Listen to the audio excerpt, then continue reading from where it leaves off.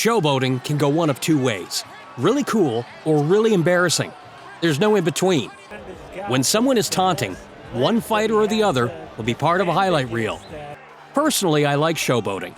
I think it adds some seasoning to a fight, and it really gives the fans a chance to get emotionally invested, much like trash talking during the media obligation vested. Here, we'll be looking at times when showboating took the embarrassing route. The taunting looked cool, but the moments after, absolutely not. Here are times when showboaters got what they deserved. We're jumping straight into things here. The larger guy came into this gym looking for a fight, and a fight is what he got. He picked out someone about half his size and is trash talking right away. The trash talker came in thinking he's got the skills to win a championship belt, but in reality, he can't even get a regular belt. He tires out after throwing all his shots with 100% power and not landing any of them. He then tries to quit, and everyone in the gym yells at him. Oh, he can dish it out, but once it's time for him to take it, he takes the cowardly way out? A walking clown emoji, if you ask me. Thanks to Araco TV for the footage.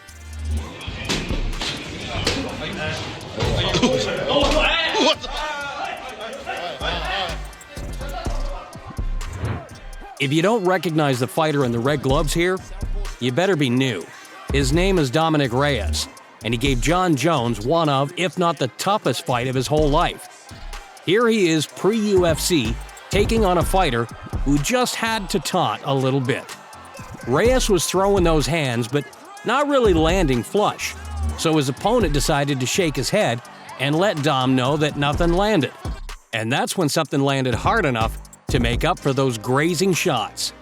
A head kick goes upstairs and shuts the lights out. There's a huge danger in taunting while fighting, but to do it in front of someone with the finishing ability of Dominic Reyes is a little on the stupid side. How would you rate this knockout? Let us know down below.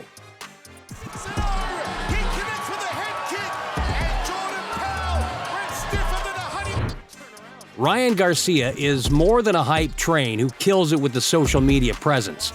This guy can seriously box, and his highlight reel is a clear indication that that much is true. Still though, there are haters and people who don't buy the hype. His opponent here either didn't think Garcia was that good or was trying to bridge a skill gap by getting into Ryan's head. He just kept taunting and taunting. Garcia has some super fast hands and a great deal of power backing them. So when the punches started finding their mark, his opponent went from trying to get into Ryan's head to trying to get back to his feet, which he did not do in time. What's your favorite Ryan Garcia knockout?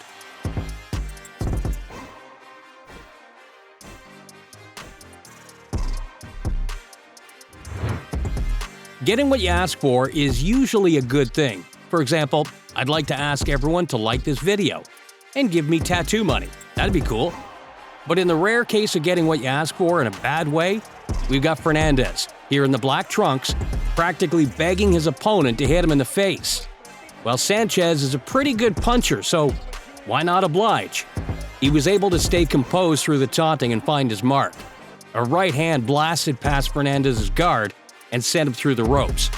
The ref had no choice but to stop the fight after seeing the look in Fernandez's eyes.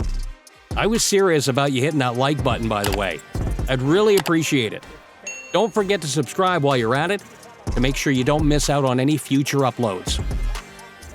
Fernandez got the less legs that he had to defend against that, and you can tell by the way that his body reacted. He just, going out of the ring like that's because your body's out. Showboating isn't just a fighter being cocky, but rather it can be a number of things separately or all at once. It's mental warfare. It's hard to read. It's a good way to promote oneself as well. But at times, it's just stupid. And, well, this is one of those times where it was just stupid. I'm really not sure why the dude in the purple shorts did this. He dropped his hands, and his opponent still had some one-shot knockout power in the chamber. He throws a lead hook with every ounce of his being and lands right on the chin. We've seen dumb stuff like this in street fights, but to see it in the ring from an actual boxer is a bit odd. But hey, we're not going to judge too much. Most of us would never make it far enough to make a mistake like this.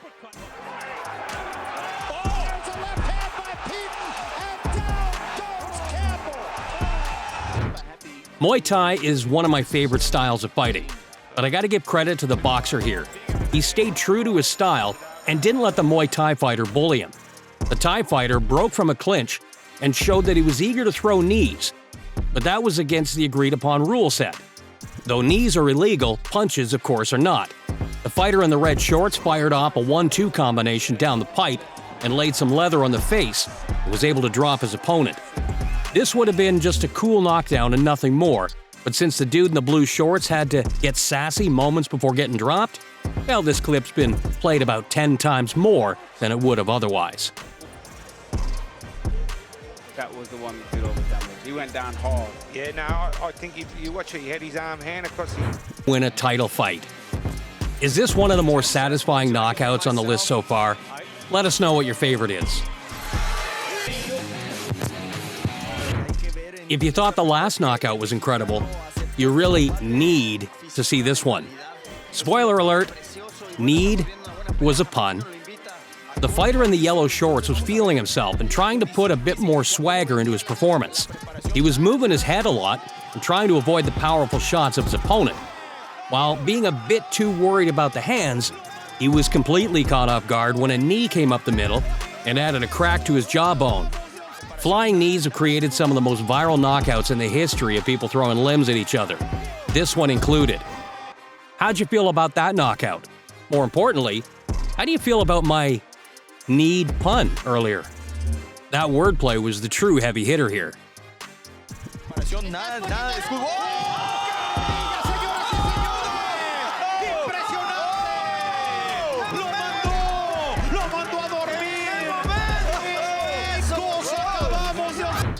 Initially, it was hard to see the taunt here. Our guy in the black gloves eats a red glove right on the chin. Right after he took that hook, he pounded his chest, almost asking for more. Well, more was delivered. The fighter in the right gloves throws a cross to the body, which also loaded his hips, and then he lets another lead hook rip and nearly spins his opponent's head around. This was as violent of a lead hook as I've seen in some time. Right when the shot landed, we all knew it was over. Even his corner threw the towel in, just in case the ref was blind or just really bad at his job. Can you think of a lead hook that hit harder than this one? Let us know down below.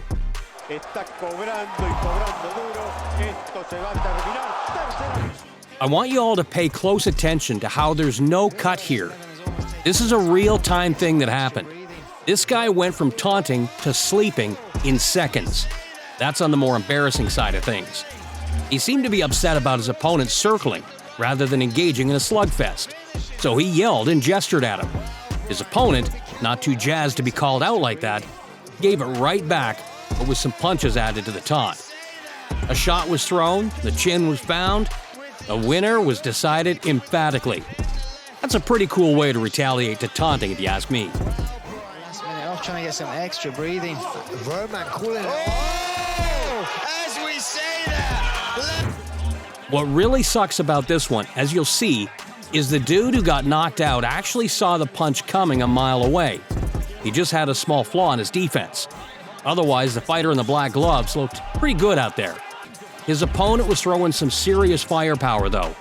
With most of his shots being blocked, the guy in the white gloves didn't shy away from throwing. If anything, he just threw heavier.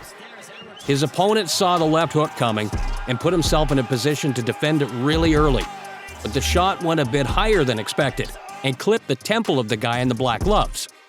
That was a super solid knockout and a lesson in defense for the man who got slept.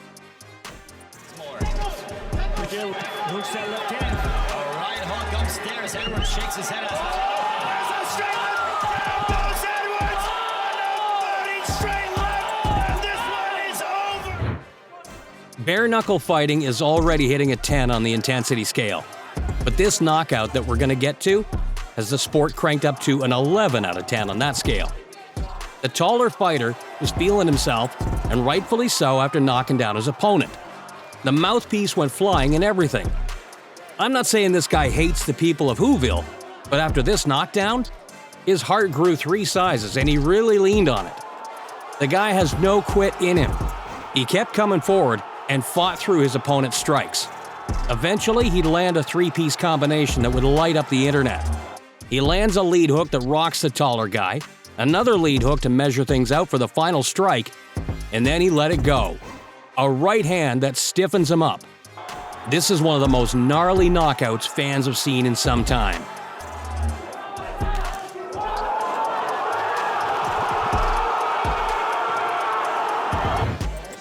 This is some super legit boxing. The fighter with the blue tape on his gloves is giving me Rod Tang vibes. The way he calls for his opponent to hit him, but he's actually down to have a firefight in the middle.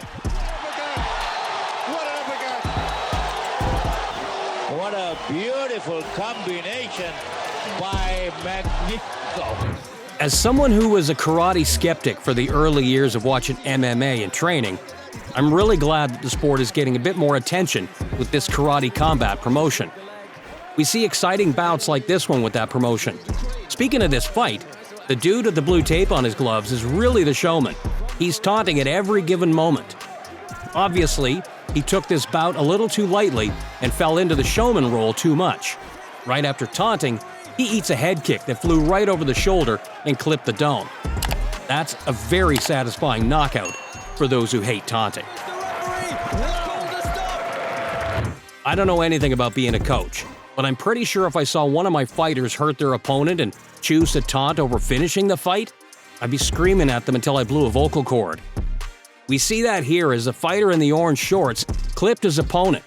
It was a really good punch, and if he had the right follow-up, he could have taunted after earning a stoppage win. But, you know, that's not how this video goes. His opponent recovered and was later able to find a shot of his own that would hurt his opponent. But being a bit smarter, he chose to taunt after his opponent went down. What would you have said if you were coaching the fighter in orange?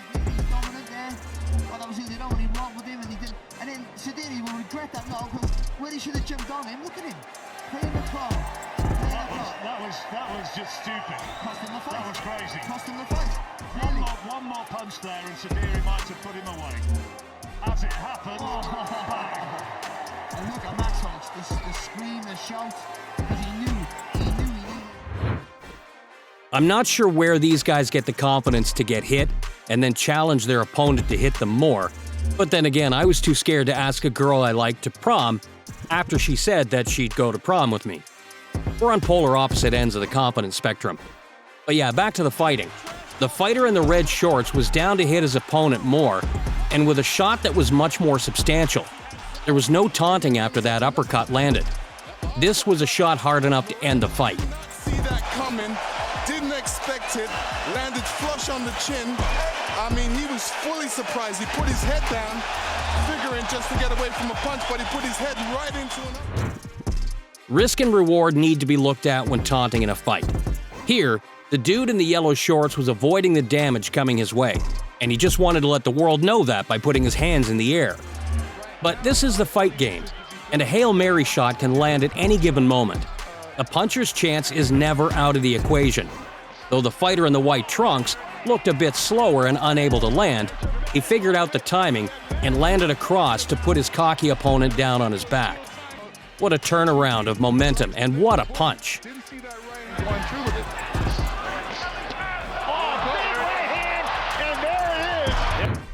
Adrian Broner is one of the most outspoken boxers to step in the squared circle, and he's actually pretty funny. I used to dislike him, particularly for his performance against Marcos Maidana, who we can see here Broner is clowning with. However, Maidana is as legit a boxer that Broner has ever been in the ring with, and was able to take Adrian to waters he'd never experienced before. Marcos scored knockdowns and landed huge shots throughout the fight. In what would be one of the best cases of revenge, Marcos was able to dish back the same taunt that Adrian had given earlier. But this one was a lot cooler considering it was a revenge move, and that he was undoubtedly ahead on the scorecards. 10 out of 10 on the revenge scale. Thoughts on this bout? Sound off in the comments section down below. The left hook getting in. And you know something about that left hook? It almost looked like a jab to the body at first. And now we know why Maidana was throwing so many jabs to the body early. Very good point, Paul. Terrific. Because when you look at... Okay, the taunting is starting to win me over as I write this script. I did laugh at the shimmy this man hit after dropping his opponent. That was pretty cold, in a good way. However, the fight was far from over, and his opponent had to get that one back. He began imposing his own offense and put his once overly confident opponent on skates. He teed off on him in the corner and forced the ref to get involved. After the stoppage, our man hit his own little emote and got the last laugh that night. It's so much better when the person who wins taunts back. And here you go down below, and again, that time you saw Jackson gave up his height, but kept enough range where he was getting Okay, so with my poor vision, it's hard to tell, but this definitely looks like Buakaw, one of the best Thai fighters of all time. His opponent was trying to get in his head with some gamesmanship, but that wouldn't stop him from losing the fight. If anything, it just made him losing look so much worse. Like I said, taunting is a double-edged sword. It can result in high highs, but also the lowest of lows. This wasn't the worst of the losses we've seen on this list, but it wasn't something that was super impressive for the guy in white shorts. Far from it.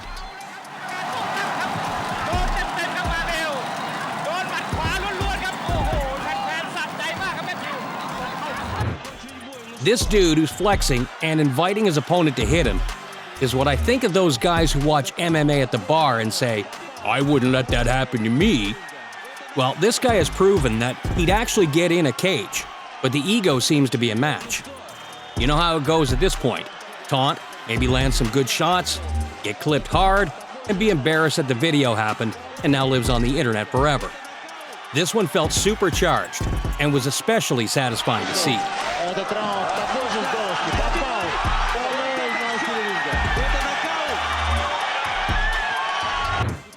I don't know how one makes a mistake this bad. The dude in the black gloves ate a knee and either A, thought his opponent had no power and wanted to find out if that was true, or B, the knee factor reset his brain and he thought he was hanging out at home. Either way, he didn't make the right decisions that night. His opponent followed up with shots at a wide-open chin, and that was all she wrote. This is one of those things that a fighter doesn't ever really live down, but they try to move past. Highlight reels are nice, but the lowlights of fighters get a lot more views oftentimes. That does it for the video. How'd you like the content? Let us know down below. Be sure to like the video and share it. It really does help out the channel. What do you guys want to see next? Let us know. Subscribe and hit the bell icon to make sure you never miss a future upload. Catch you next time.